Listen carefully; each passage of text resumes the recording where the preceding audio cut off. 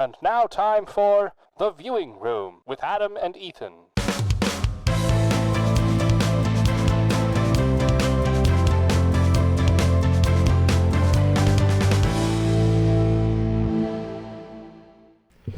Welcome to the viewing room where we talk about films new and old, local and global. That's very good. Can we get a Finnegan compilation? Please? Okay. Welcome to the viewing room where we talk about films new and old, local and global. Today we're going to be talking about Se7en, which was released on September 22nd, 1995, with a budget of $30 million. Adam, Ethan, good to see you. We've seen a lot of each other lately. Finnegan, Yeah, what are you doing? We have Finnegan and my dog in the studio. And okay. We're going to overlay this on the video so you guys can see what's going on right now. Finnegan is currently rubbing himself on the chair. I think he's trying to dry off.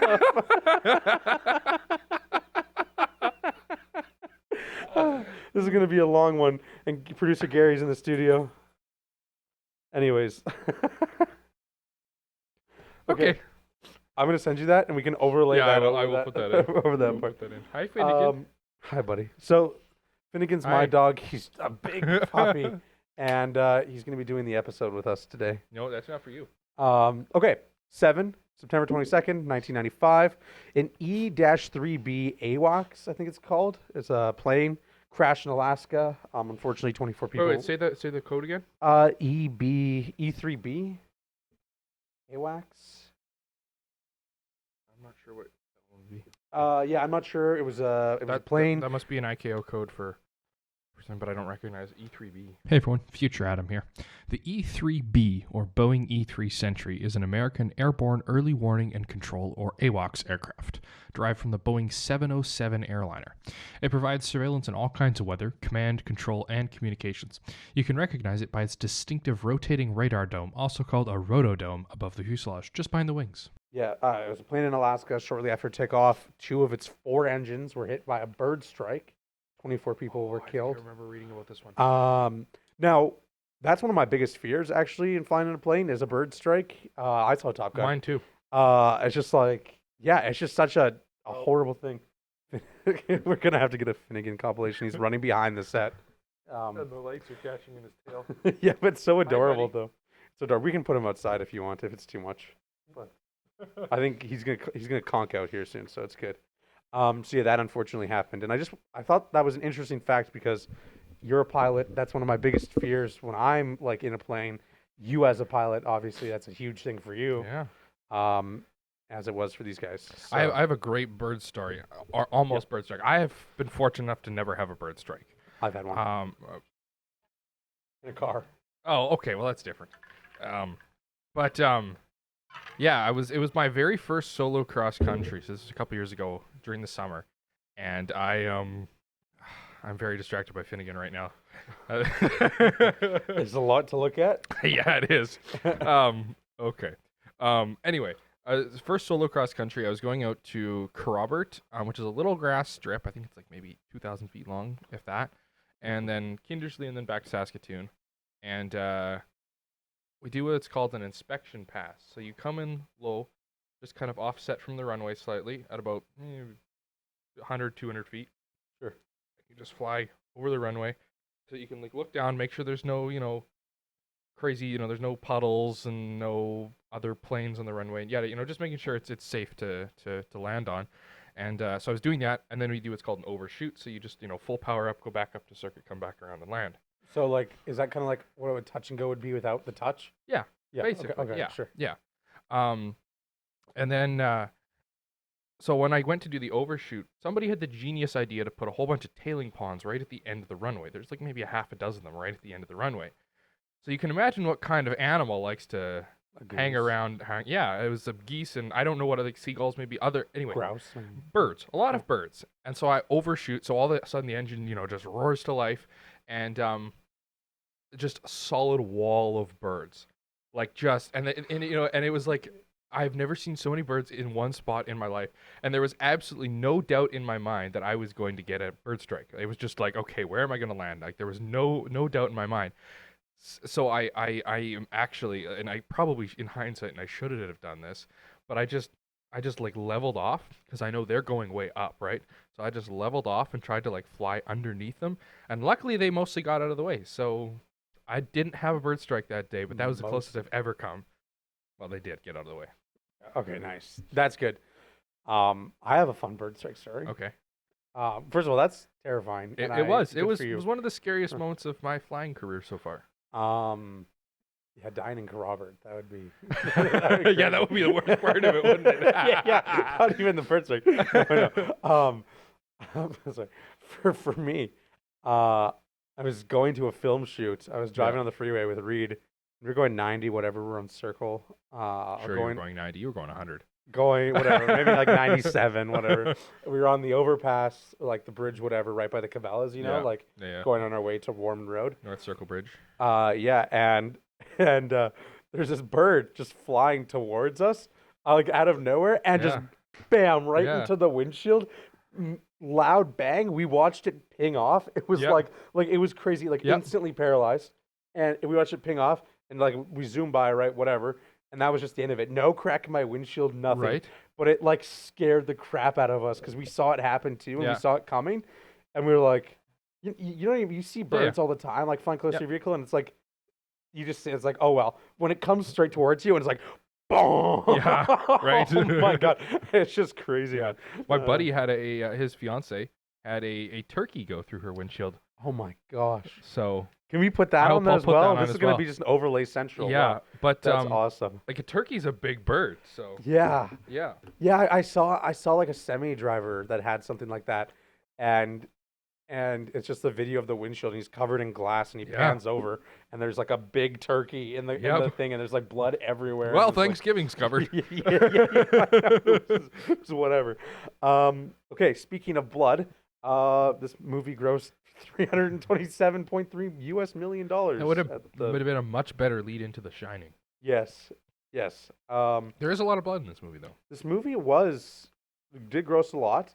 Now, sorry, say the budget again. I've already forgotten. 30 million.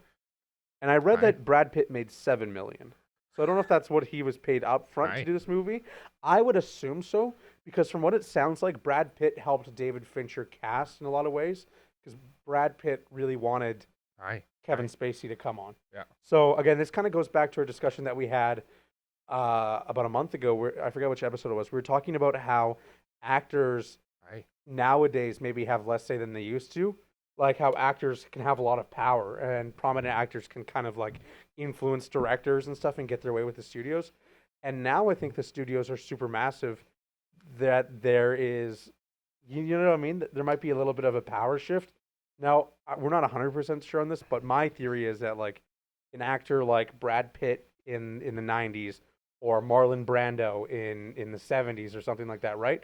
Could have been a powerhouse for a studio, and so they were like, okay, we're going to listen to what this guy says. Whereas now, even if you're a big actor that comes in, name a big actor. Anyone. Brad Pitt. Brad Pitt nowadays. Chris Pratt. I'm sure Chris Pratt can go in and tell the studio stuff, and they're going to want to listen to him. But I also imagine that for a lot of stuff, the studio can also just recast Chris Pratt. Absolutely. And I think it's more competitive in that way. Yep. I agree with that. And I think that's maybe why Brad Pitt was paid more. Obviously, our cast, Brad Pitt, we talked about.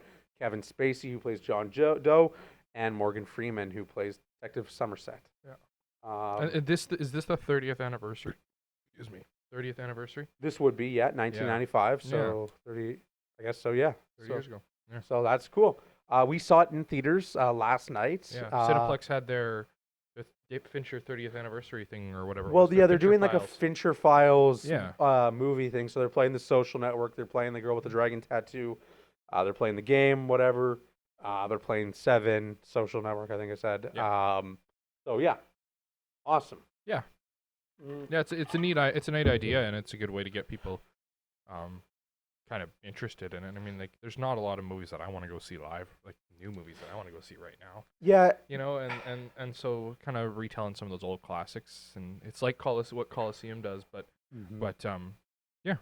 Well, I should say in January January is kind of a time for studios to release all their really shitty films. It's known as dump month in Hollywood, Yeah. January. All the stuff that maybe wasn't fully finished last year because they didn't have the time, resources, whatever, they're going to release Yeah. December. That way, by the next quarterly, whatever, it's dirty laundry at that point. Yeah.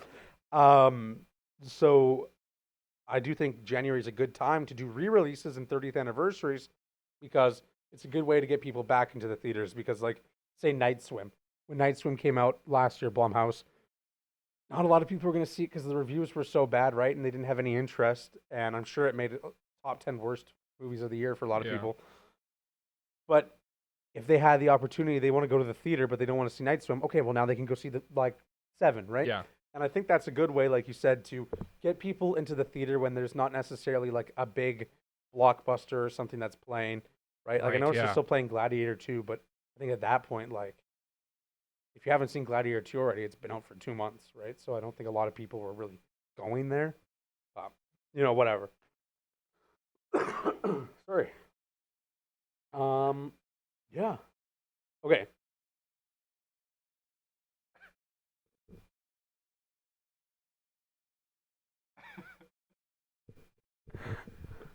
Hi, buddy.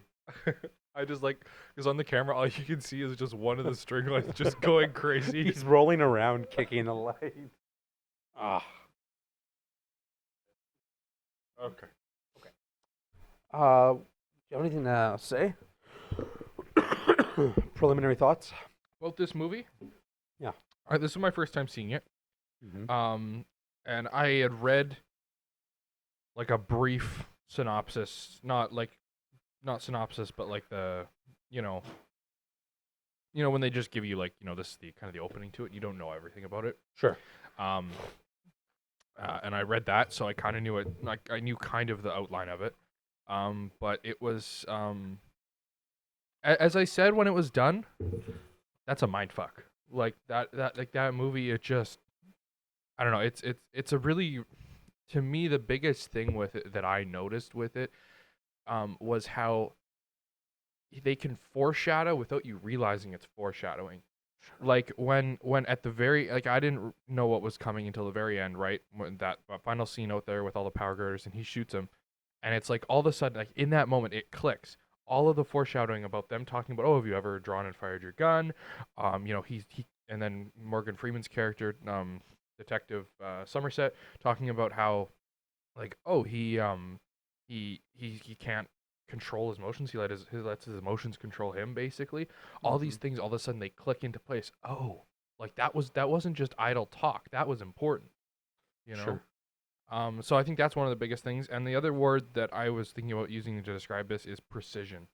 Like he's just so like Fincher is so precise with the way he films this, which is good, but it also kind of has some drawbacks in my opinion, because it's impossible to be so precise the entire time unless you have an unlimited budget and unlimited time. Mm-hmm.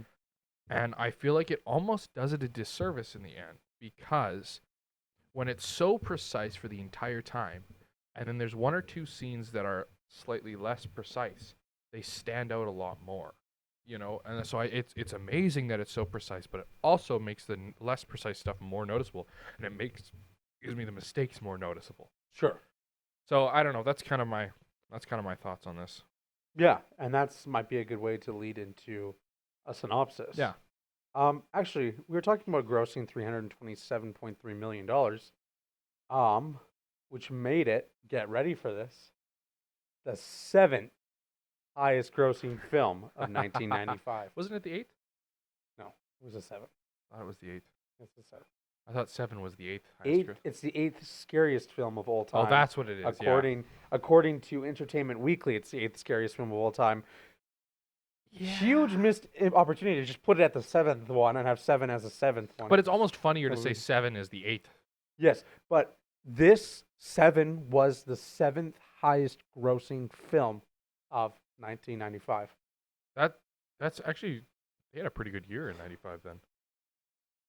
Okay, I'm going to throw out 3 films, and you're going to tell me which one you think has the highest. We're going to play a little game. You're going to guess which film was number 1, number 2, and didn't make the list. Okay. 4 in what category? For highest grossing film Highest of grossing in 95. Okay. 1995. Okay. All right. So I'm just going to get up a list of films. I'm going to give you 3 films. Okay. 2 of them are going to be in the top 3, I guess, whatever. So 1 and 2. Okay. And one of them is going to be just like a random 1995 So wait, I'm trying to guess movie. which one is 1, which one is 2, and which one isn't on the list. Yes. Okay. Which one isn't on the list of top 5 grossing movies of all time? Top 5? Of 1995. Yeah, Okay, yeah, sure. sure. Okay. Hey, buddy. Hi. Gosh, dang it. Just shut off. Sorry. Okay. Okay.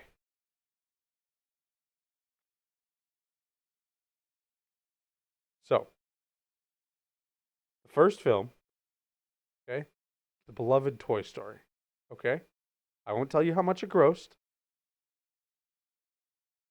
Toy Story. Okay. Okay. Keep in mind 7's number 7. Yep. Okay. Die Hard with a Vengeance. Okay. Okay. So sequel to Die Hard. Okay. So the original Toy Story and the sequel to Die Hard. And Jumanji. I need and the Jumanji is the one with Robin Williams, right? Like the yes, original the one. original. Yeah. So classic, original enough that it had a recreation with a sequel to that recreation a couple years ago in the box office. So you're gonna tell me which is 1, which is 2, and which isn't in the top 5 grossing movies of 1995. We have Toy Story, Die Hard with a Vengeance, and Jumanji. Okay. I'm gonna say Die Hard with a Vengeance is the second. Okay. I'm gonna go with Toy Story as number 1 and Jumanji wasn't on the list. Okay. But if I'm wrong, it's gonna be Die Hard wasn't on the list and Jumanji was number 2. Okay, I'll give you one chance. I'll give you one chance. You can stick with your current answers, okay? Or you can like 3, 2, 1 it. I'll lock it in. You'll lock it in? Okay, yeah. we're locked in. Okay. Jumanji didn't make the list, correct? It's number 10, grossing 260 million. Yeah. Okay. Toy Story is number 2 Oh, I had it wrong. with $363 million. Die Hard with a Vengeance is the number 1 grossing movie of 1995. 20th Century Fox, $366.1 million. Die Hard with a Vengeance grossed $40 million, more than 7. Oh my god. I just thought that was so funny. I was like, we Yeah. have to turn that into a game. And you want to know what the budget with Die Hard was, like with a Vengeance? What? It had a $90 million budget. What kind of Bruce fucking Willis movie has a $90 million budget, man? Not anymore, I can tell you that. Oh, that's kind of sad. Yeah, it is actually. Poor Bruce Willis. I do feel bad for him. Yeah, the dementia. Yeah. Yeah, that's tough. What are your thoughts on Die Hard with a Vengeance being the number 1 highest grossing film of 95? It's another. I think it's another case of like sequel. What should I call it? Sequel bias. Like if the first one was good, the sequel must be good too. You know. Mm-hmm. Mm-hmm. Probably everybody liked Die Hard 1, and then they went to see Die Hard 2. Is Die Hard with a Vengeance Die Hard 2 or Die Hard 3? I don't remember one of them. Oh, hold It's on. still sequel bias, right? Yeah, it's a sequel to. Yeah, no, it's Die Hard 3. That's Die Hard 3, dude. Okay, so Die Hard 3 was the highest grossing film of 1995. So there you go. Pretty crazy. Mm-hmm. I'll read a synopsis of 7, given that we're now probably about 20 minutes in and we haven't talked about the movie very much. Not very much. All right, 7 film synopsis. When retiring police detective William Somerset, played by Morgan Freeman, tackles a final case with the aid of newly transferred David Mills, played by Brad Pitt, they discover a number of elaborate and grisly murders. They soon realize they are dealing with a serial killer, played by Kevin Spacey, spoiler, who is targeting people he thinks represents one of the 7 deadly sins. Somerset also befriends Mill's wife, Tracy, played by Gwyneth Paltrow, who is pregnant and afraid to raise her child in the crime-riddled city. So we have some interesting characters. We have Morgan Freeman, who is a little bit jaded from his years as a detective. We have Brad Pitt's character, who, Detective Mills, who comes in and he's just been transferred. He's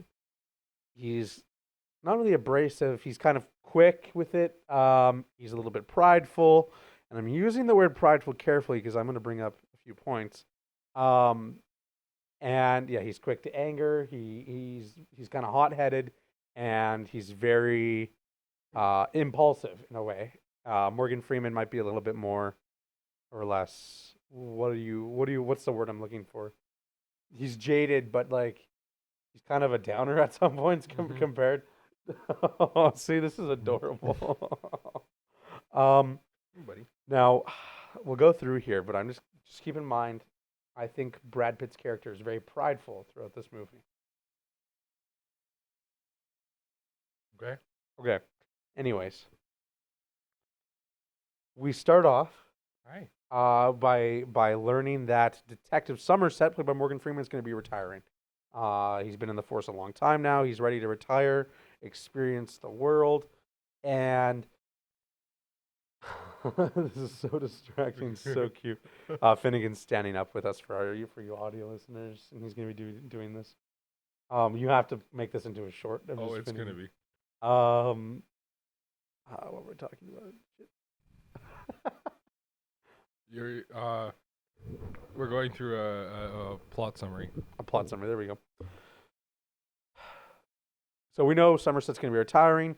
Detective Mills gets transferred, played by Brad Pitt, and he's going to be joining this case, Somerset's last case. And so by the end of the week, Somerset's going to be gone, and Brad Pitt's going to be digging his place as the detective, right?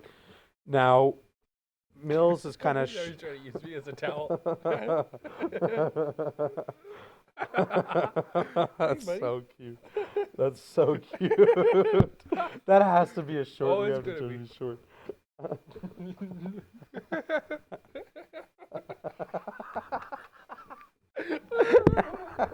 This is the last time he's coming here.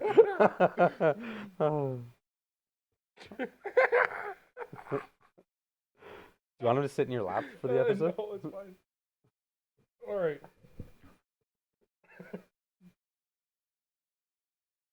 Well, you officially destroyed the set, Finnegan. Oh, okay. How the hell did you get those so tangled? Oh.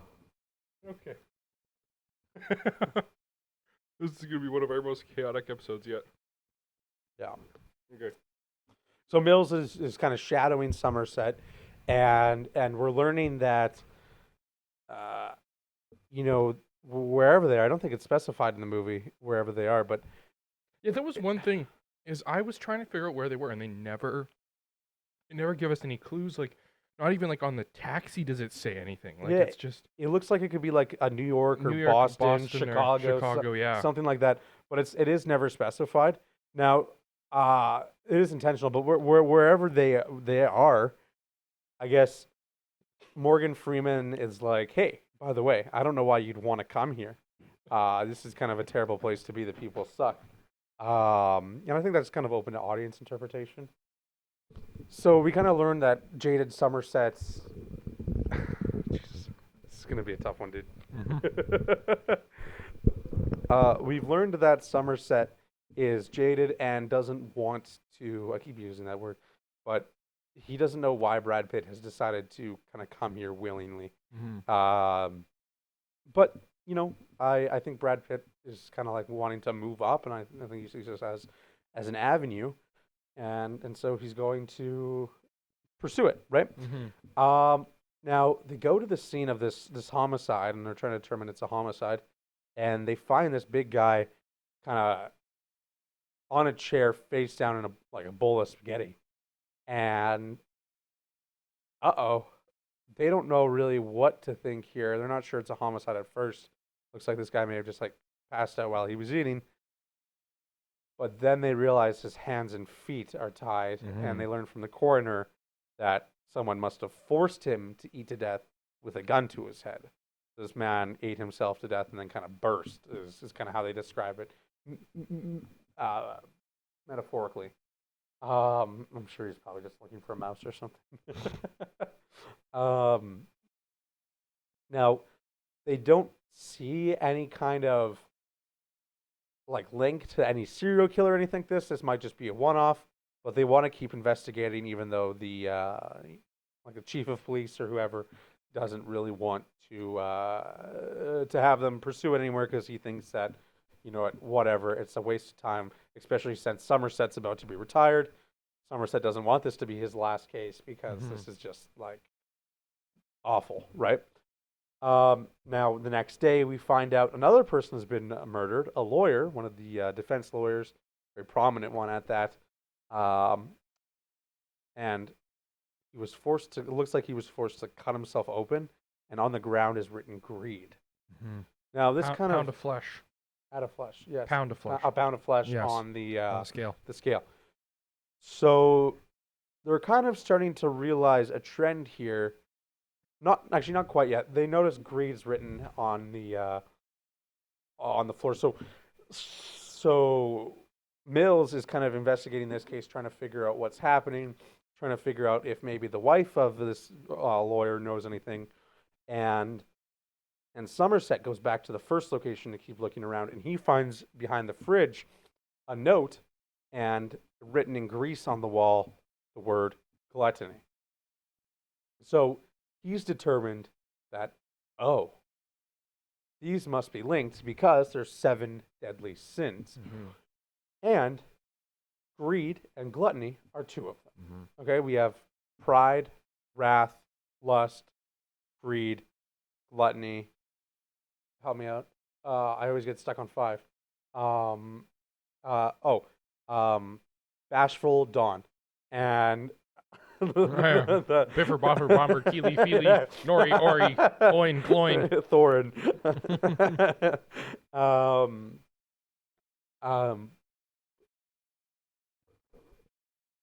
Okay, let's just Google them. I don't remember them off the top of my head either. Wrath, gluttony, pride. Sloth. Okay, lust, gluttony, Lust. pride, sloth, wrath, greed, and envy. Envy, that's the one I was missing. Yeah. Yeah. Cool. Maybe not so cool. So this film starts to take kind of a religious turn almost, where we're talking about sins and stuff like that, and maybe righteousness in a way where our bad guy seems to target people who represent one of these 7 deadly sins. As we go on, we find a victim who's sloth. And this person has been, I guess, tied to a bed for well over a year, it looks like, and his representation exactly of a sloth. year, isn't it? Exactly, The a year first to the picture day. was a year to the day, yeah. Yeah. So unfortunately, the sloth victim. Now, interesting, the sloth victim actually took 14 hours of makeup to do. Very interesting. And Michael McKay, who played the sloth victim, was 96 pounds at his audition. So David Fincher wanted someone who's about 90 pounds to play the role because he thought it would represent them good. And so he joked to Michael McKay, lose another 6 pounds and you have the part, right? Just like as a joke. He'd already landed the part, whatever. Michael McKay lost that 6 pounds, and during filming, he was exactly 90 pounds for that scene, Hey, you know what? tied to the bed, and 14 hours of makeup later. That's a pretty creepy scene. Like that's a Yes, it is a pretty creepy. well. when he At releases first, alive. it's a testament to the detail that Fincher puts in. Like, because when they first shot that scene, I'm like, how do you guys not smell that? But then you look up and you realize, oh, those are all air fresheners on the ceiling. Mhm. There's like hundreds of air fresheners, which is an interesting little detail, you know? And my theory for that is as a murderer or someone like that, you would want that to happen so the body doesn't smell through.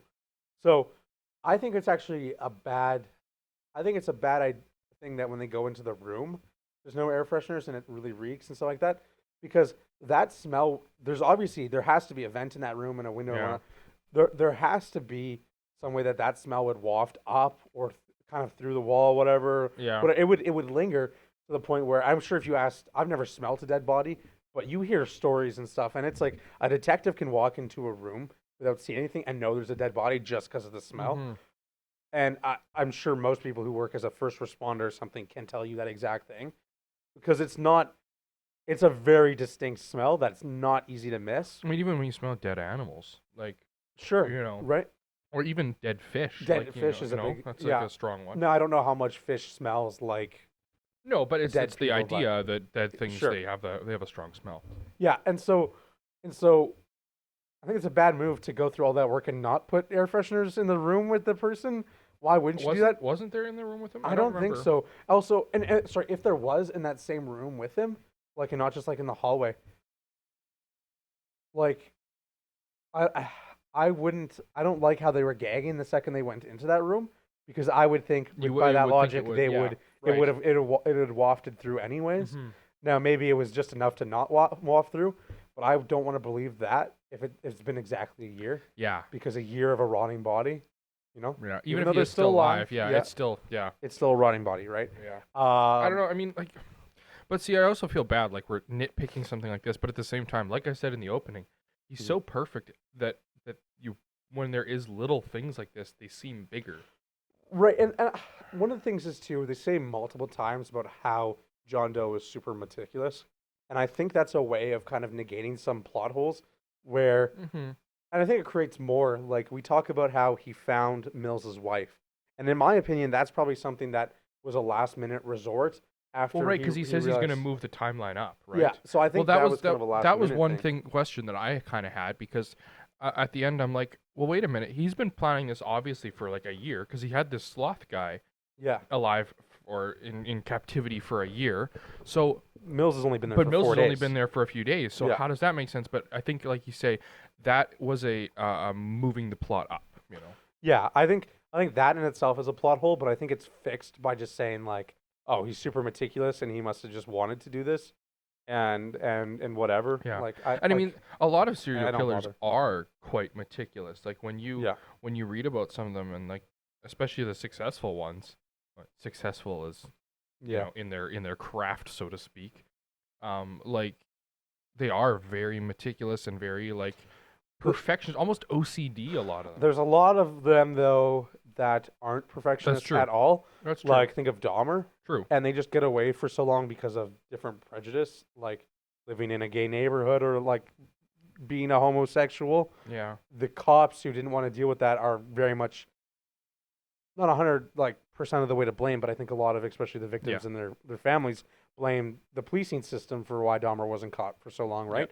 And I think that is a big part of it, right? And so I think there's an element of meticulousness to John Doe, but I think there's a bit of impulse because he changed his plan Mhm. after he'd been planning for Yeah. a whole year and stuff like Well, that. I think also like So- I think he can like, the very first scene that we see is Detective Somerset going to the scene of a guy who's been presumably murdered by his wife. That's what it seems like. Mhm. And it just shows how he wants to investigate it further. And they're like, nope, this is an open and shut case. You're reading too much into it. And I think that also plays into it where, like, he really wants to dig in and find the truth. And he's got a lot of departmental pressure to just close the case quickly. Which Which a statement out to the which- public. yeah, which also kind of helps John Doe in this case as well, because they maybe can't by the time by murder 2 or 3 they're really into it, like and they're working at full time. But Well, and the press lines up so quickly for this to have all the details enough to make the John Doe case like a big media thing. I would say realistically though, with Yeah. the murders, they wouldn't get Well, that I much mean, media yeah. attention at first. It would be Right. it would be more of a progressive thing. the ones like the gluttony victim, Sure. he wouldn't. The lawyer might get more because he is a prominent defense attorney. And then by the 3rd or 4th, they might be noticing something. But also, we have to assume this is a New York or a Chicago or a Boston or something where that is pretty common. Like, just a random murder is not like Yeah, like huge I headlines. feel like with the sloth guy, like that's not like a huge press issue thing. Like And they wouldn't give any details on it either. The autopsy for the gluttony guy, like, sure, maybe the autopsy would happen pretty quick, but again, like, I feel like a lot of that stuff wouldn't be like released media wise. But I guess that's not fair because I don't think a lot of the stuff was talked about anyways throughout media stuff. It's just they had a lot of cameras and journalists and stuff coming through, and they had I was gonna say Kaiser Soze, but John Doe, different Kevin Spacey character. They have John Doe coming through as one of like the journalists or reporters or whatever. But like whatever. I'm not gonna nitpick about like closed crime scenes or whatever like that because it's whatever. It's not worth it. But it is a good point you make though that autopsies do, especially things like some of those investigations are so slow. Like and it's not necessarily the police's fault or the detective's fault. It's just the system takes a long time to get anywhere. There's a constant backlog. You have to be careful because if you wrongly convict or falsify evidence, or if you get information in a way that you can't, right? Like when he follows that, or he gets information from his FBI buddy. Like if you do something like that, like you that's not admissible. You can't act, as he says, you can't act on that. Like now, interesting enough, that wasn't legal for the government to do until 2001. So this movie's 95. In 2001, the government actually made it legal officially to use library records as, as evidence. I thought you meant like they can just enter your home, and I'm like, no, that's still not. Yeah. So that's what I read on IMDb. So take that, I mean, maybe with a grain of salt, the Wikipedia of the film world, maybe, but it had a lot of likes, so that must make it must make it true, right? If a Reddit post had 100,000 upvotes, then it must be true. It must be true, right? No, he's so cute, hey? So we learn more about these victims and stuff. We find the victim of Pride. She's kind of like a model. And where do we find her painting or her picture? Is it at the lawyer's place? Is that where they find the picture of her? No, they don't find a picture of her. Yes, in the sloth victim, they pull out a picture, go through the photos, and there's a picture of a random lady. And that's how they know, try to look through for the Pride lady. So they do end up finding the Pride lady, and basically she's mutilated. She was given the choice to either kill herself and end her suffering, or be mutilated and like ugly for the rest of her life, but survive. And she chose. Phone was taped to one hand, and sleeping pills was taped to the other hand. Yes, and she chose to kill herself, and So again, interesting choice. Then we see the victim of lust.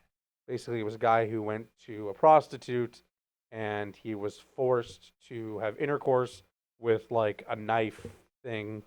Yeah, that didn't go well for her. Or him. I mean, that's one thing that the guy who played that customer, I guess you would say, like he did a phenomenal job of acting that. Best acting in this whole movie. Not that there's any bad acting.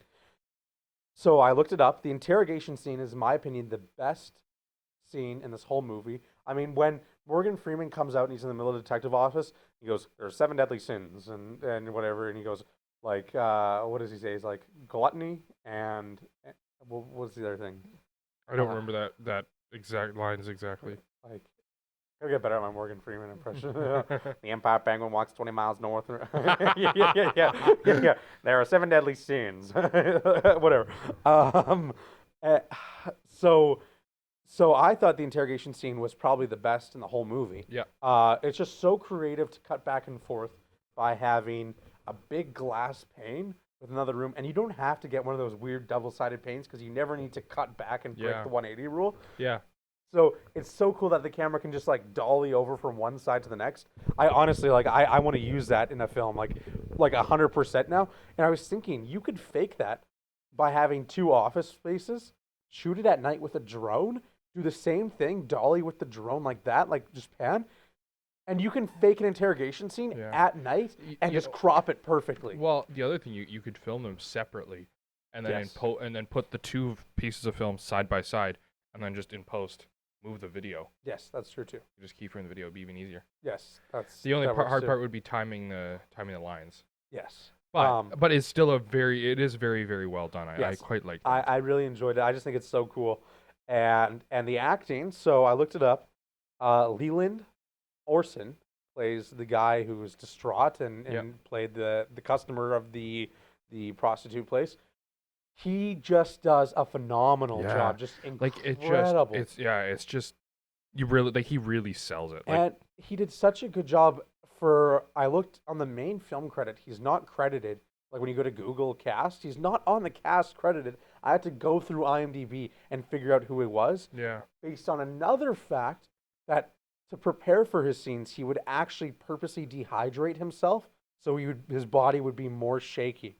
Like he every time he did a take, that's he would not like, that's not a good thing, but it works. yeah. And man, he just did a great job. He steals the show. I wish I had my notebook or like I pulled out my phone in the movie because I was like, I don't want to forget this. I don't know if you heard me. I went, wow. And I've seen this movie before. I know it was your first time seeing it, but he just completely kills it. And I'm happy you thought so as well because yeah, it really stood it's- out to me. he has some of the shortest role in the whole movie, but it's the most convincing performance Yeah. of someone who was forced Yeah. to kill another person based on his sins. Mm-hmm. And yeah, like just insane. And he just completely And the acting in this sells it. movie, like you said, it is not bad by any stretch of the imagination. It's good. No, it's very solid acting. But But but also I feel like in a way Fincher shoots this where they don't have as much like Morgan Freeman. Like like how much acting does he really do? Like his character is pretty much just impassive the whole time. He memorizes his lines, and most of his like shots where he's not saying something but he's like thinking stuff, most of it is just very much assisted by lighting. And I feel like he doesn't.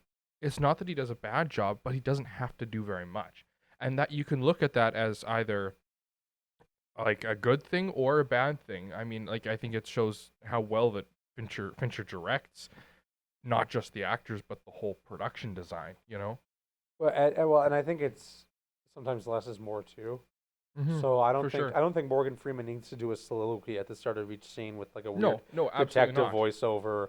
I was walking downtown today and I saw like 3 men on the sidewalk. You know, like, this isn't I don't- Shawshank. Yeah. Andy Dufresne was a man. Yeah, right. Yeah. No. I think less is more in that sense, and I think Morgan Freeman is a very convincing performance. And you're not like, oh my God, Morgan Freeman's so good in that movie, or whatever.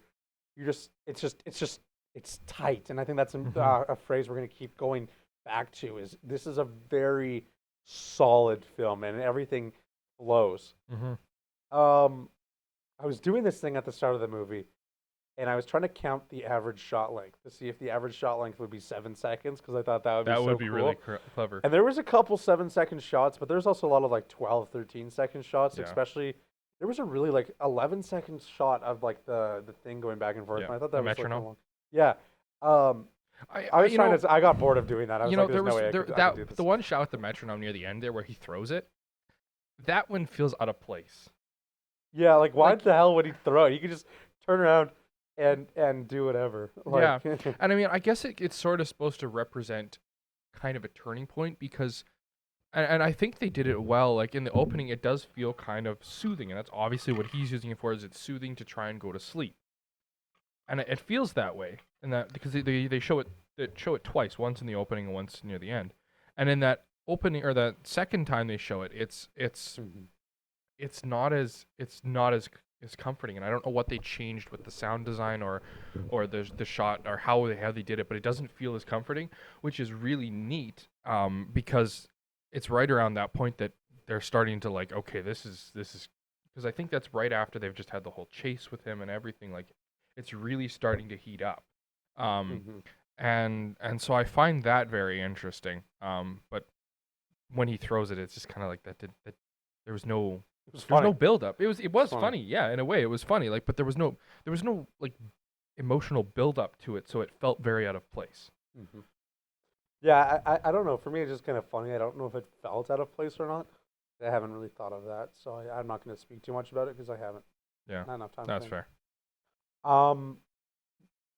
They talked to a guy in the FBI because they've decided that on the research that Detective Somerset and Mills have been doing, they're going to what are the more word like they're going to try and get the FBI to look into library records and see if, hey, is there anyone who stands out that's been reading books like Mein Kampf or The Seven Deadly Sins or very profound, almost extreme religious books that have like shaped a belief system, maybe. Which I don't like. Like, and this is getting maybe more political, but I don't like that reading those books flags you.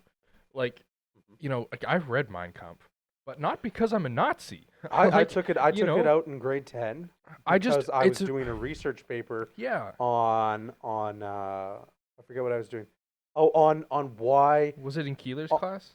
No, Keeler wasn't there for your grade 10. Spencer's. Spencer, okay, yeah. It was Spencer's class. I was doing like an essay on why World War II happened and trying to prove that, like, hey, Hitler was elected democratically or legally, and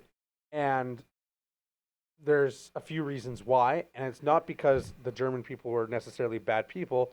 It's because they didn't have a lot of other options. Right?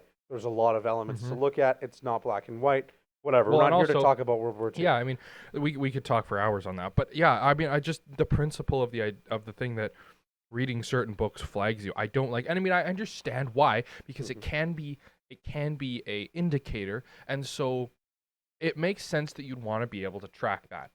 I understand it from both sides, like in that you want to, but at the same time, it almost feels like, well, if I want to read a book to learn more, like I don't want to be on a list, And I don't mean to spoil the surprise for you, FBI, but Mein Kampf is not a page turner. Like, no. I read some and I tried to pull some quotes. In fact, I think what I did, because a lot of it, I read maybe like the first 20, 30 pages, and a lot of it was just like, the solutions to the ideas and stuff like that, and in my time in prison and whatnot, like whatever. I think what I did was I went online and I was like, famous Mein Kampf quotes, and then I would look at the page of that book and I would turn that page and I'd read that page, and then I would decide if I would cite that as like as a source. Yeah, so FBI, I've read the whole listening, thing. I've read the whole thing, but if you're listening, it was not a page turner for me. And one of the things is a lot of times those books get stolen for personal things, or someone burns it or does whatever. And I think keeping track of maybe more profound books like that is a good thing. But yeah, like having it admissible in court is like here or there. But there's also things like you could say the same thing about Google search. Like, oh, I was just looking that up. But there is some times when you go to court and they pull it like the killer's thing. Like, what does formaldehyde do? Yeah. How to hide a body? Yes, what that's true. What to do? How long till missing person is considered dangerous? That's true. Like, or deceased or whatever. And I've seen some of those videos on courts and stuff like that. And a lot of times, like, they can't be used as evidence or whatever because it was just a search result. But if it's a jury, they can say, look, this is what this person was you Googling. You can't deny that that's pretty damning evidence. Now, again, if you see my library search record and you're like, okay, it's how to build a bomb, Mein Kampf, what does mustard gas do? And it's like, I was using it as a project of why was mustard gas banned in World War II? That makes sense. But to an outside perspective, and I'm confused, and I'm a possible suspect in a murder case, and that's like whatever, they don't know I use it as my research problem. Yeah, it definitely sucks that I took out those books, but it makes sense why that might be a possible lead. Right, absolutely. For sure. Yeah. I like that discussion too, right? I like how we've both taken out that book. That's so crazy. No, I have a copy of it, actually. Oh, you have a copy of it? Yeah. They don't know that I own it. You paid cash for it? Actually, no. My dad was the one who bought it, so. Oh, I see. I don't know where he got it. It was passed down. It was passed down by his great grandfather, Otto von Bismarck, passed it down. Yeah. It's a family heirloom within a glass case. We totally don't have any Dutch heritage. Oh God. Oh man. No. This is a family heirloom. No. Whatever. So we do find out from the FBI that there is a possible suspect, John Doe, who has found these records. So they go to visit John Doe's place. They find John Doe, and John Doe is wearing like the old, what would be like a weird spider noir outfit. You know what I mean? Like caper or whatever. Like. Mm-hmm. First of all, the real crime is how was he allowed to walk around in public wearing that trench coat and hat like the Man in Black? Like, I don't understand. Like, he was the Sandman in a 50s detective movie. Like, I don't understand how he's allowed to wear that. And no one was like, this is our guy. Yeah, right? So you walk past that guy in the street and you're like, oh, yeah, he's either government or a serial killer. Dude, if Or I see a both. guy in a trench coat and a hat like that, I'm either thinking like molester or like murderer. You know, like trench coat is fine on its own. Hat, fine on its own. When you pair them together, like, dude, you're playing with fire. Yeah. I'm going to Dude. wear a trench coat and a hat like that next time we see each other. No, exactly. Like, if you're at 9 p.m. and you see a guy wearing gloves and a hat and whatnot like that, you're like, this guy's gonna flash me. Yeah, next Or time I'm we gonna- next I'm time gonna we stab. go to the Right. next time we go to play pool, I'm Yeah. just gonna walk in like that. Also, he wears gloves in this scene. Hmm. And this is like my biggest problem. He wears gloves. Okay? Fine. Whatever. But we've established that he cuts off his fingertips. Hmm. So Yeah, there's but no it's also fingerprints. pretty damning if you walk around with bandaged fingertips the whole time. So Sure. gloves would help hide that. But my biggest problem here, and maybe his fingers were cold. Why are you cutting your fingertips? Just wear gloves. It's so much easier. They make But then when they reference find 100 times. then when they find his apartment, they can't. But no. They say like 100 times too that like, and you can't turn pages to books easily if your fingers are all bandaged. True. So wearing gloves anyways, like there's like Home Depot gloves, Mhm. would be better anyways. But think about this. He had to, they say multiple times, he kept shaving off. How was that the better solution? He's also a Two- serial killer, I might add. Two reasons why I don't think this is good. First of all, like the pain of doing that sucks. Why would you keep doing that over and over? It's just a time waster. Wear gloves. You never have to cut off your fingertips. Boom. And then when you're walking around with bandaged fingertips, everyone thinks, "Oh my God, who is this guy?" If you ever have to take off your glove, like pull out money from your wallet or something when you can't get it with your gloves, everyone's gonna be like, "What the hell? Why are his fingertips all cut off?" So already when you take off your gloves, you have fingerprints, whatever, when you go to the coffee shop, so no one's thinking you're dumb, and you don't have to keep going through that pain. Right, but when they reveal Well- that he has that he cuts off his fingertips, don't you just like, oh my God, this guy is like completely depraved? I mean, we already think that, Right. but like, But why is he cutting off his fingertips? So he doesn't leave right? DNA forensic evidence. Yeah. But he's cutting off his fingertips in his apartment. We don't know that it was What in do you his think? apartment. What do you think is coming off when he's We don't know that it was in his apartment. wherever he's cutting off? What do you think he's leaving behind when he cuts off his fingertips? Right.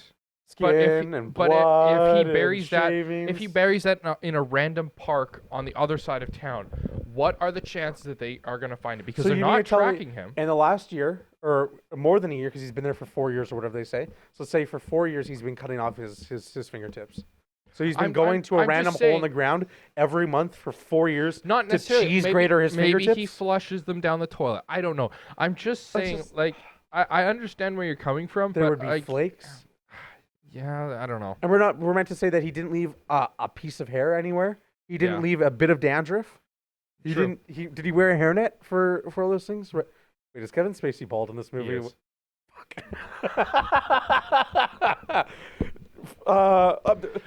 Okay, hear me out. He didn't leave a pube anywhere in his apartment. There was not a single pube. He said he didn't expect them to be there so soon, right? So you can't assume when he was shocked to see there that he had like previously cleaned his apartment out 100% that there'd be no evidence. I think You'd have the to argue- problem that you have, or the problem with the way you're looking at all of this, is you're looking at it from the perspective of a mostly sane and rational person. Yeah, mostly. Mostly, Sure. not completely. Mostly dead. Not Mostly. completely. Mostly dead. Mhm. We still got to do that movie one of these days. I lost my train of thought. Yeah, Just you're fine. looking at it from the perspective of a mostly rational and sane person, and I Yes. think the thing is, this guy isn't. So where we're thinking of all these things that are like, well, this would have been made way easier. This is also the guy that murdered 7 people because he wanted to make a religious point to society.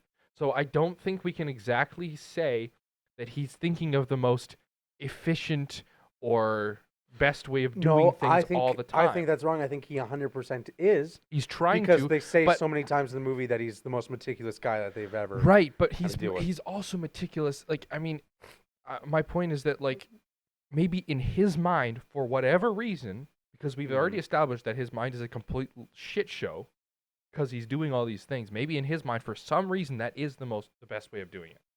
We're led to believe, though, that he always knows what's the best thing to do, especially since with the end of the movie, he guarantees that he's going to be envy. You know what I mean? And for that to happen. It's a perfectly no Mills to do that, which people say also is a plot hole. You know, how did he know him enough to envy him? And I think, you know what, whatever, who cares? You can just say that thing and he's already won, but whatever. True. I don't think it's a huge deal. I just think, like, from a certain perspective is, like, first of all, why cut off the fingertips when you could just always wear gloves?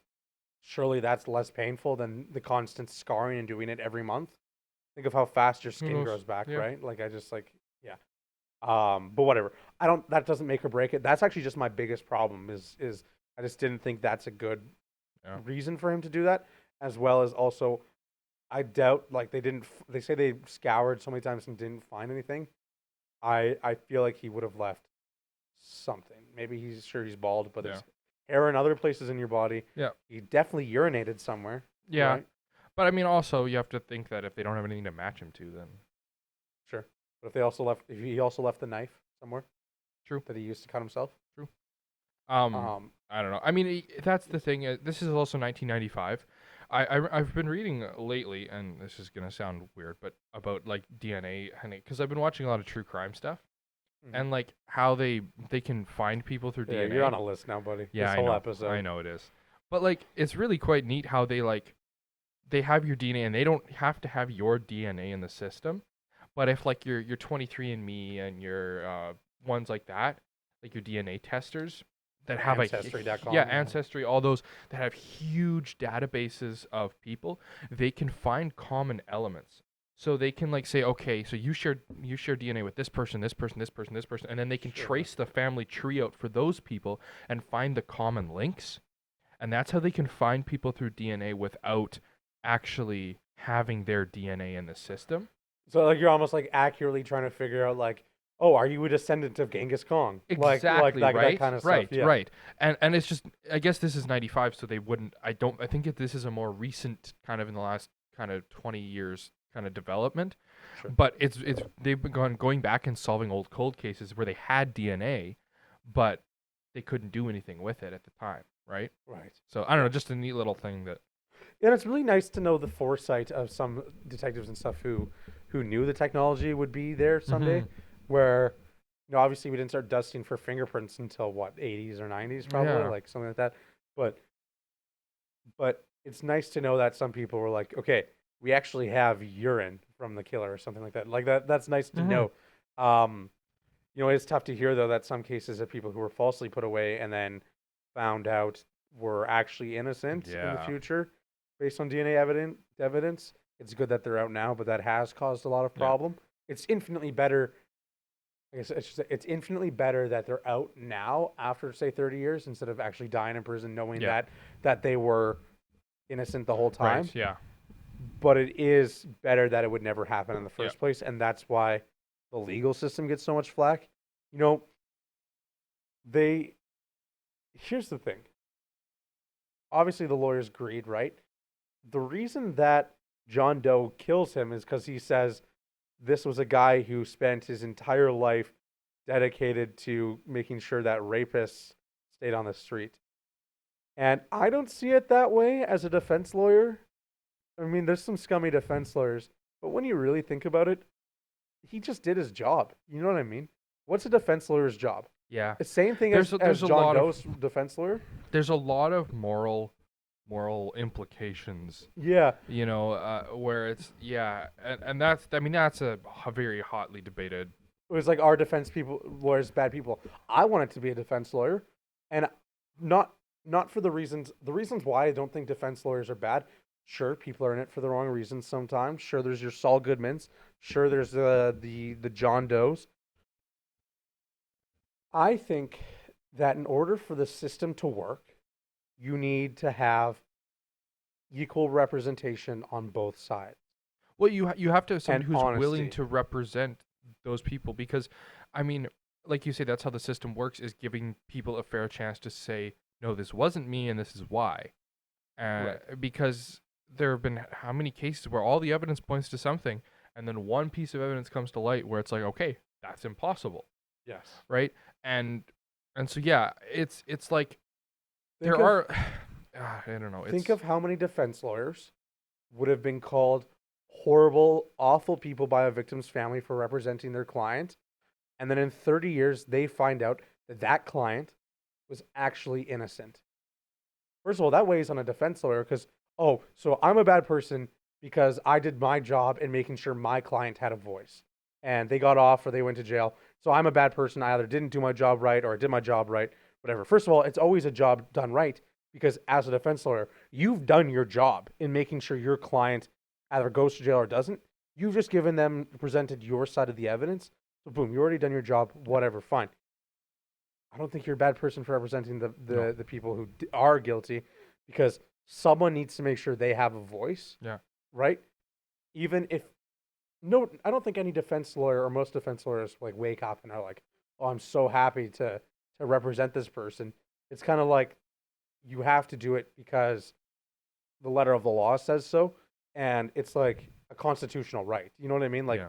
that's kind of like a guaranteed. And yeah, I think it's important that you get that guarantee, right? So I don't think you're a bad person for doing that. And I don't think John Doe's lawyer is a bad person for representing John Doe. I think it comes down to a circumstance thing. Yeah. Would you rather represent someone who's innocent every single time? I would say so. I was like, for me as a defense lawyer, yeah, I would mean, yes love and to no. wake Yes up. and no, though, because if you're representing someone who's innocent all the time and you lose some of your cases, then it's almost going to feel worse than if you lose your case as a defense lawyer Yes, when yes, your for person sure, is for sure. guilty. I just mean in a hypothetical Yeah.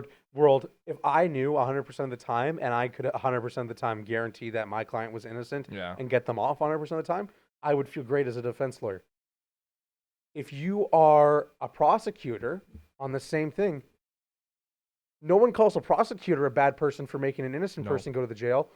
Everyone's just like, oh, they just dealt with the evidence they had, and that's what the circumstances was. It's the defense lawyer's fault that they weren't able to accurately. See, no matter what, Yeah, I feel like yes the and no. defense Yes and lawyers no. lose, and I think it sucks for everyone. But it's just how the system works, Yeah. and I don't think this is like a bad. Oh, this is like the system needs to be redone, because like No, in principle, the system works. the system works when you have a lawyer that does their job Yep. and makes sure that their client has a voice, and that's it. Yep. The details come, and that's up to a jury to decide. And when someone is wrongly convicted, based on evidence 30 years later, it is awful, and it sucks. But if that technology wasn't there and it wasn't like not doing due diligence, Yeah. then like in 30 years from now, when some people get out because it's not going to be because new technology more and more. It's going to be based on, well, actually, some of it's going to be video footage and stuff. But a lot of it's going to be now is due diligence, Yeah. right? And I think that's going to be, or tampering with evidence. I think we're going to see a trend of that more, in my opinion. Yeah. Because now most of the people who were pre-fingerprints are kind of dying off now and Yep. stuff like that. And as now the DNA evidence is pretty solid, but whatever, we've gone way into Yeah. that. And I'm probably wrong. I'm talking out of my ass, but that's just what I think. I don't know. I think the resolution or we'll call it the resolution where Mills shoots John Doe. Like I was thinking about this. Like, there's no legal way he gets out of that. Like he's going to jail for a while because that is cold-blooded murder. I mean, So as a lawyer, as a lawyer. Okay, let's play a game. You're a prosecutor. I'll be his defense lawyer. Okay. You tell me why you think he's going to go to jail, and I as someone who neither of us are lawyers, so you tell me as just like whatever your day one of law school why he should go to jail, and not that you think he should 100% go to jail, and just as part of the game. as part of the game, and I'll pretend I'm his defense Okay. lawyer. Well, I mean, murder is murder. Murder's murder. He had an opportunity to put down his weapon. His partner there, Somerset, was trying to tell him, "Give me your gun." He had more than ample opportunity to make sure this didn't happen, and he still chose. He made the decision to pull that trigger, while his reasons for pulling it are not they're not just cold-blooded murder. It is still murder, and we have to apply the law evenly to all people, no matter what their reasoning is. Sure. It wasn't self-defense, and so therefore we have to apply it. Okay. Now, if I was like a really cool defense lawyer, I would like Saul Goodman pull up what the definition of murder was and if it was in cold blood. Now, I would say to get him off on some of that stuff, I wouldn't plead insanity because there's no way that we'd establish that he would be insane. Obviously, they talk about doing that for John Doe. I would say, oh, but Your Honor, my client was provoked. What would you do if you found out your dead wife, who we just learned was pregnant, right, is dead and found in a box? What would your reaction be?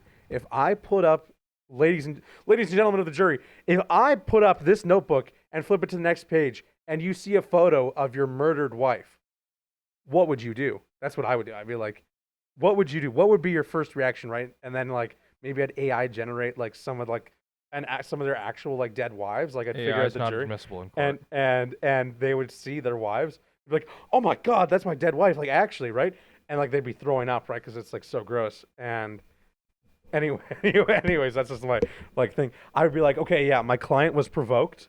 No matter what, I think it's probably still murder, but It's still murder. Like, and I lose as a defense lawyer for saying that. As a defense lawyer, really, there was enough witnesses and everything that as a defense lawyer, the only thing you're going to be able to do is try and get reduced sentence. I would say, yeah, there's mitigating circumstances. I'd say it's still murder, but it's mitigating circumstances, and that's why he would maybe instead go on like maybe a house arrest or something. It would be house arrest. Yeah, that's what they give for rich business people that do tax evasion. Yeah, but I would say, okay, well, my client was provoked.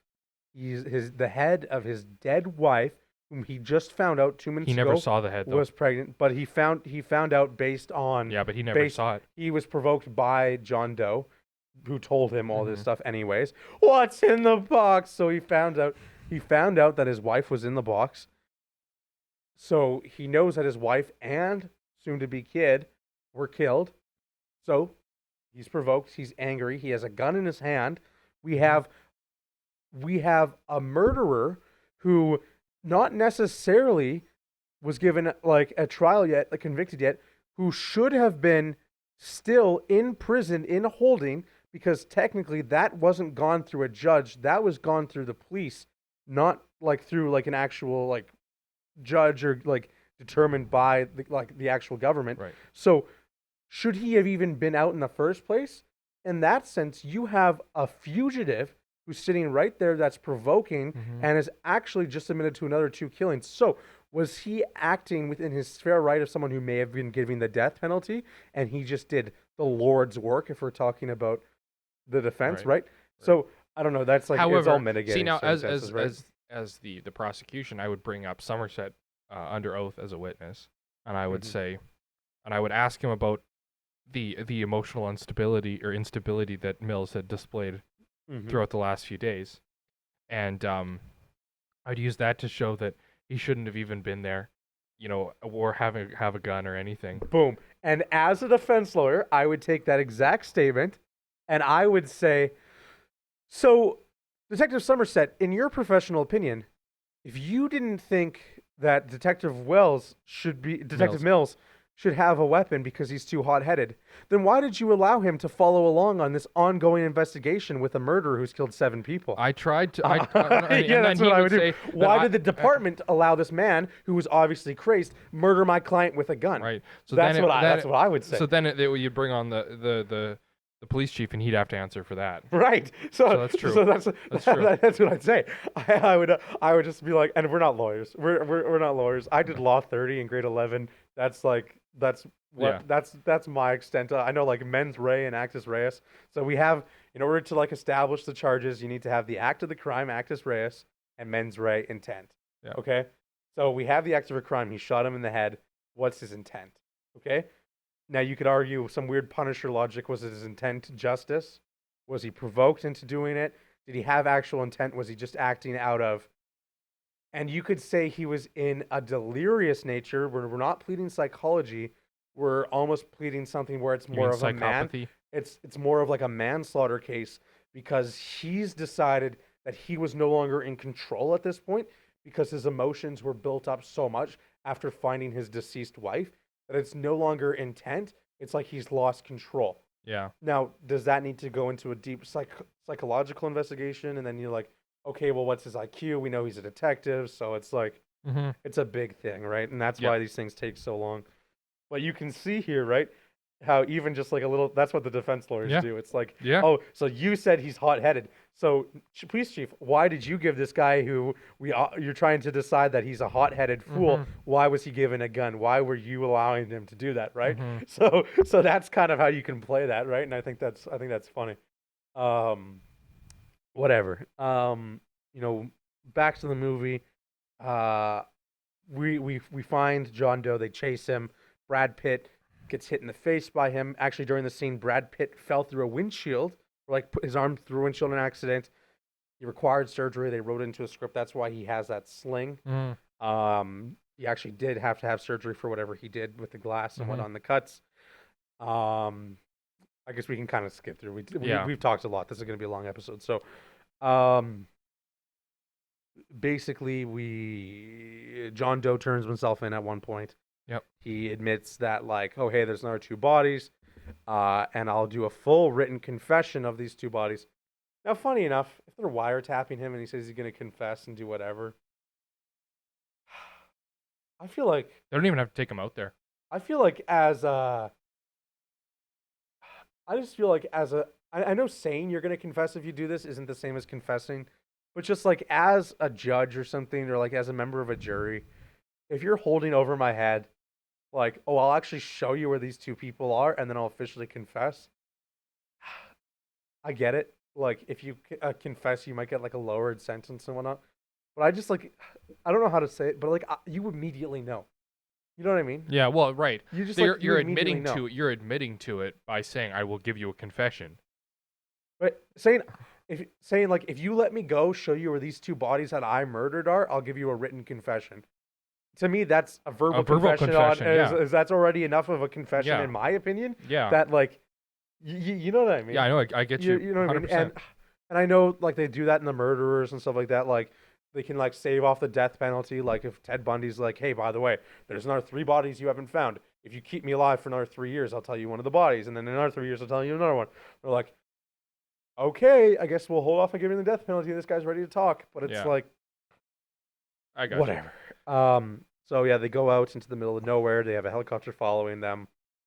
We find out that the 2 more bodies are here as Envy, which is John Doe, and Wrath, which is Brad Pitt or Detective Mills. So a package comes at 7 o'clock or 7:03, whatever. We find out from Morgan Freeman's character that it's Gwyneth Paltrow's head in a box, Detective Mills' wife, and she's been murdered. Now, we find out, based on dialogue, that John Doe's doing it. He explains everything. Hey, I had a little run-in with your wife. Thought she was very admirable. I envied her and the life you had with a child. You know, how did she know he was... One of the things that came to my mind is, okay, well, how did he know she was pregnant? And if Detective Mills didn't even know, I would think maybe she pled for her life and said, "Oh my God, I have a baby." I'm gonna bring up a thing here. Well, I'll end the synopsis, and I'm gonna bring up pose another question to you, and it's gonna be a more religious question. Anyways, we find out like, oh my God, what's in the box? Find out it's his wife. Detective Mills shoots John Doe dead, and gets taken away. And the movie ends, right?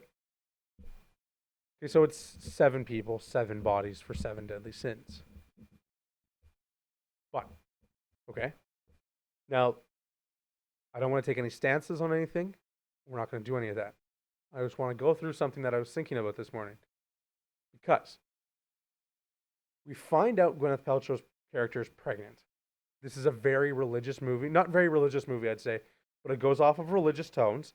And we can make the argument that John Doe might be kind of a religious fanatic and sees himself not as a deity or the Messiah, but more as a channel for the a device or channel for the Messiah to sacrifice himself as one of the 7 deadly sins, right? So we're going off of what do religious people necessarily think of maybe a baby? A baby is a living, breathing person, right? In the religious sense, right? Even if it's not born in again, not taking any stances, whatever, just like in like the Catholic whatever, that's they consider like at conception or whatever is different views. It's a child. So you could argue in John Doe's perspective that didn't he technically kill 2 people then? Yeah. Right. So now it's 8 bodies. So now it's 8 bodies, right? And so, you know what I mean? Now some people argue that she obviously wasn't very far along pregnant, so maybe it's actually not a child at all. We're not going to have a discussion on whether or not we think it's a child or not like that. But it is an interesting thing to note. I'm just bringing it up on why I think by the movie's logic it should be considered a child because it's a very religious kind of themed movie. Yeah. So I think someone who's very into that religious aspect, like John Doe might be, is someone who would consider it to be like another another person that he killed. The other, but he doesn't. The other problem I kind of have with that also is that through this whole thing, he has been choosing people he feels are guilty of those sins. But he killed a pregnant. He killed a pregnant woman, baby. But also, even if you just for whatever reason in his mind he feels that Mill's wife is guilty of something, how is the baby like? Sure. Right? It's not born yet. It doesn't have unless that baby was born of sin. But wouldn't that be better as a lust baby? Right, but they're also married. Right. So it's not. So it's not like it's out of the Christian no children out of wedlock. So I really like that one doesn't make a lot of sense. Paltrow's character is like one of the only solid characters in this movie who's actually like a bright light. Yeah. Detective Mills, I'm going to use the word prideful because I'm going to go back to that like I said at the start. He's obviously the wrath character, hot-headed, whatever, but he's not very hot-headed much in the movie. And Detective Somerset's kind of more of he's more toned down. He's very he's been very effective. And by I feel the things like that's in happened. a way, Somerset's character makes Mills more of that prideful because really, I feel like Mills is just like, hey, I worked homicide for 5 years. I'm not a rookie. I know what I'm doing. Give me a chance. I feel like, and that's where a lot of his kind of pride comes from in a way. Right. I'll get to that too. And I think let's talk in a detective sense. Gwyneth Paltrow's character, Mills' wife, seems more of like a virgin figure in this movie. Yeah. Because she's been untainted by all the stuff the detectives have seen since. Yeah. So she's just like a school teacher who's just grade 5 teacher. She's more of Virgin Mary than I'm using religious themes here because I think if we're going to be talking about the 7 deadly sins, this is a good comparison. She seems to be more of like a religious figure than like a Virgin Mary than someone who's been tainted and deserves to die. Same with the baby. And we'll consider the baby as an 8th person only because if we're going off of religious tone, if you ask someone in a church if they think like a baby, like a fetus is a baby, chances are they'll say it's a baby, right? Again, not going to take a stance. Yep. I'm not a scientist. I'm not a doctor. I don't know. Yep. Oh, whatever. That's not my expertise. My expertise is, I don't know if I have an expertise. I'm going to be honest. Movies. Talking out of my ass is my expertise. And that's what I'm doing right now. But I don't know. So you could argue that, sure, he kills them as a way to get the next 2 bodies, wrath and envy. But he's killing people who should be guilty, like he says, like you brought up. And you could argue that Gwyneth Paltrow's character is No. the most unguilty character. She's the light of this movie. And She you has know, actually, that brings me to another point. I'm gonna change the direction of this a little bit. yes, I feel like he had this color palette, and it was kind of talked about in their little opening. The Cineplex had a little opening thing about their Fincher Files yes, kind of show or whatever. But it's all like very drab, beige, brown, gray, yellows, like Yes. very, very, and it's like that the entire time, and it helps to kind of show the world in the way that Fincher wants it, very kind of dull and old and not a happy place. But I feel like we needed more contrast, and something like Gwyneth Paltrow's character is where I could have seen having more contrast in that like that a color. vibrant, more A vibrant, saturated right? scene. And yeah. like for example, in the first two scenes where we see her when they're at their home, and when they're at the diner or when she's at the diner with Mhm. Somerset, you hear soft jazz in the background, and that's like the only two times you hear that music. And so there's that, but I wish they would have done something with the color. Like in the home, they could have just had a few little decorations and things that kind of spiced it up. And in the diner, you could have, maybe like, the classic diner colors, like more red and just more vibrance in those scenes that really just shows her as that bright light, so that it like really, when she's killed at the end, it like comes crashing down. So I agree with you on that sense of why the color should be like more. I don't necessarily think it's 100% necessary though, because you could argue that the only time Mills and Somerset have a genuine nice moment with laughter is when they're with her at the dinner. True. When they're talking about the house Yeah. shaking and Morgan Freeman starts laughing. Yeah. You That have, is like, a weird, shaking too. house. It feels very out of place. Yeah. Like the acting wasn't No. that great in that No. scene, in my opinion. I hate that to say scene, yeah. because it's a funny moment, but That it scene definitely was just isn't a out of monkey place. wrench kind of. Like Uh, it just yeah. Like it felt more like sitcom-y, like, but anyways, or like an SNL sketch, Yeah. dare I say. But you could argue that the only time they have like an actual nice moment is when they're with her, Yeah. and that she's kind of brought them together Mhm. in a sense, right? And whatever you could make that argument, but I do like what you said. Yeah. Let's go through here. Dialogue at the start. I'm just gonna go through likes and dislikes because we've talked Yeah, through. the go thing. for it. I think the dialogue at the start was way too quiet. They go outside in the rain, and the rain's loud, and I get it. When the rain's loud, it's hard to hear. But the dialogue was just way too quiet. That like actually in the theater, like I was thinking to myself, like I wish I could either go up into the booth, turn it up, or have a cut of this movie and turn up the audio levels. You know what I mean? Yeah. Like I was like, dude, like the first thing I would do was Yeah. go into Premiere and like just 5 decibels higher. But Yeah. whatever. Yeah. Uh, Well, that's an interesting thing that they do also with the Finnegan doing that. Yeah. He's asleep. He's now. asleep It's, now. It's adorable. Like they do that with the club too. Like, and it was when we were talking to Sam afterwards. We've run into him a few times at these events. And he was pointing out that how like most movies they don't do the club music very loud, and then they did it loud in this one, which I agree with him. I kind of like in a way. You wouldn't want to sustain that for very long, but in this movie it works for sure. Yeah, it just at the very start with the rain, I was like, oh my God, Yeah. that is so quiet. Really bugged me for some reason. But then it was fine the rest of the movie. It's just that Yeah. one scene. I talked about plot hole potentially with the pregnant woman and the baby. Yep. As like a religious symbol. Like, again, she's untainted by this world of killing, like the detectives might be, and John Doe. Yep. She seems more like a virgin in this sense. But whatever, like that's up to interpretation, and that could be a very long discussion, I think. Yeah. Fingertips instead of gloves. Yeah, I didn't understand that.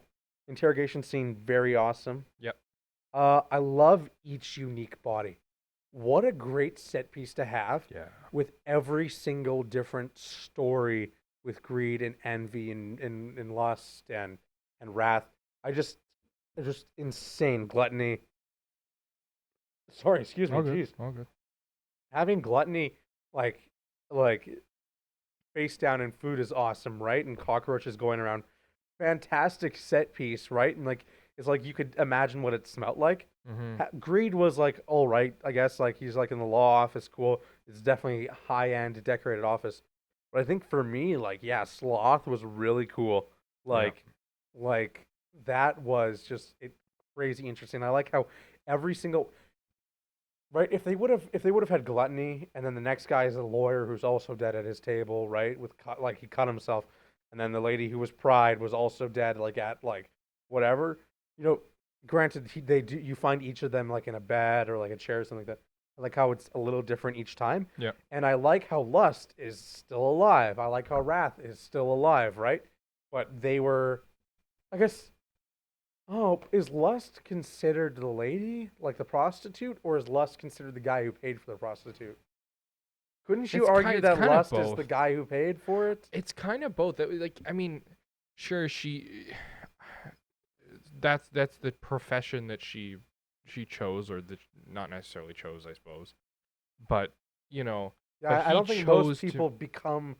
No, I'm not an expert. I just find it hard to believe that most prostitutes would become a prostitute based out of lust, if that makes Yeah, if that right. makes Like sense. like that. It would be more of a monetary need, or It would being be forced into it, I suppose. like it's more of a profession thing. Like Yeah. So I uh, suppose you're right. It probably is more of the the guy yeah. who goes and pays Yeah. for his intercourse. And I mean, Wrath S- is same. also still alive in a way, yes, because he's put it's in jail Brad now. Pitt. Yeah. So Yeah. it's a little. He's kind of still alive too, but there is a body as a result of it. So I guess those two are kind of similar. Yes. So yeah, it's hard to say, but I do like how all of it is different. I want to bring up a question. Should Brad Pitt be Pride instead of Wrath? And I think this is where they could have taken a different direction, because Brad Pitt comes in, right? But He's a pride little isn't, pride hot-headed. isn't one of the deadly sins. What? Pride isn't one of the 7 deadly sins. Yeah, it is. No, it's not. What? No, it's not. Yeah, it was. No, it wasn't. Yeah? No, I'll pull it up again. It's not. What? It's not. Lust. Oh, it is. I'm stupid. Okay. I was. Yep. Yeah, I'm stupid. Because the Okay. girl was. Right. Anyways, I Right, just yeah. think. I think Wrath should have been like an abusive dad or something like that, right? Right. Whatever. But But I'm not but then trying to how think do of you? anything. But then how does pride? I just think I don't know. Brad Pitt comes in, right? Obviously, he's a little quick to the punch, right? But he's not very like level-headed. He comes in, he's like, "Okay, listen, man, this isn't my first case. Even though he's new here, I think Somerset's trying to humble him in a way where he's like, you need to take it slow because things are a little bit different here." And I think that's a smart approach to someone who's newer. And he comes in, he's like, "Listen, man, this isn't my first case. I'm good. I can do better things, right? I can do this. I can do that." Mhm. He's very prideful, in my opinion. I kept using the word pride for some of his stuff because, yes, there is a lot of pride in his character where I feel like he's a little bit too maybe full of himself, right? He Yeah. talks about, yeah, I drove, I drew my weapon, right? And I fired once and I got him, right? And maybe Wrath, you could be like, oh, he like shot him maybe in anger, right? I would argue it's also a pride thing too, though, because he doesn't remember the name of the guy he shot, and He didn't shoot him. that he shot. He didn't shoot him. Brad Pitt. No, he didn't. What do you mean? The guy. No, he didn't shoot anyone. The cop beside him got shot by the guy they were going after. No, but then he fired his gun and shot him. he didn't fire. He didn't. I'm kill- pretty sure he fired his gun and shot him. Yeah. He didn't shoot the cop beside him though. No, the cop beside him got shot, Yeah. and then he pulled out his gun, fired. He was telling Morgan Freeman that he shot the guy that But he was didn't running kill away, him. like the suspect. But I don't think he killed him. Okay, well, regardless if he killed him or not, he doesn't remember his name. Now, I cop. would say, no, the victim. He No, can't the remember cop. the victim's It was name. the cop that got shot that he doesn't are know you the name sure? of. Yeah. I'm pretty sure. Okay, but you also didn't know Pride was a deadly sin. We're gonna have to go rewatch this scene now. We might have to rewatch the scene because I think, again, it's more of a pride thing because I think if you shoot someone, right, Yeah. or the person beside you, even let's even say the cop beside him was the one who got shot and he couldn't remember the cop's name, I'm not arguing the cop didn't get shot. The cop got shot. He couldn't remember the victim's name. You're saying he couldn't remember the cop's name. Either or.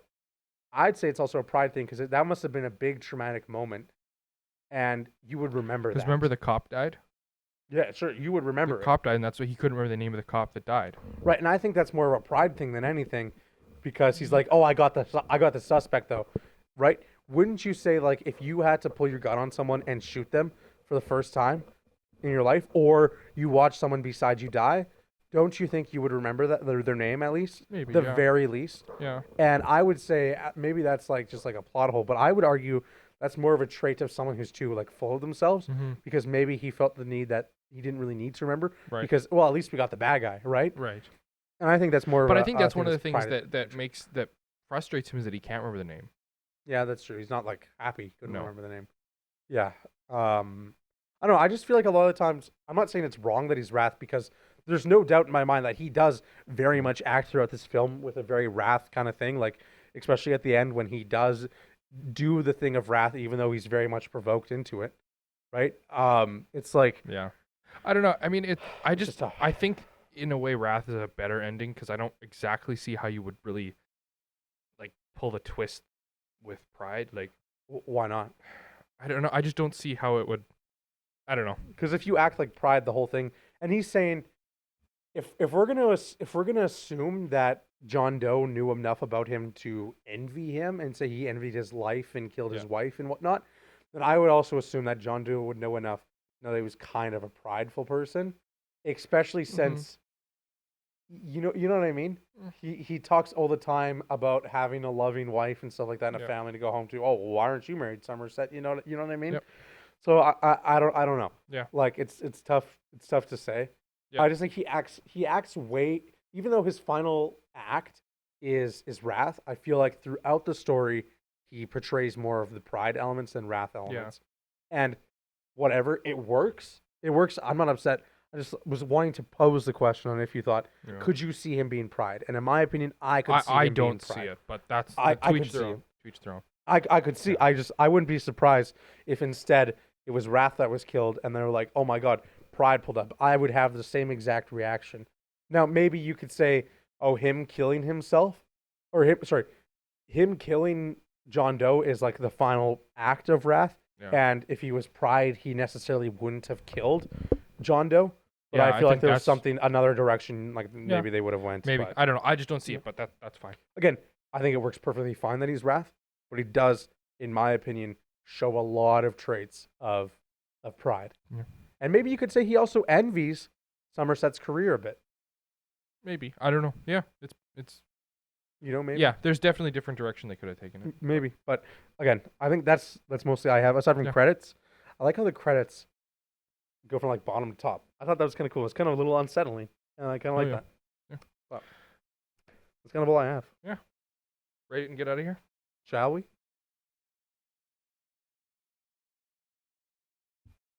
You go first. Okay.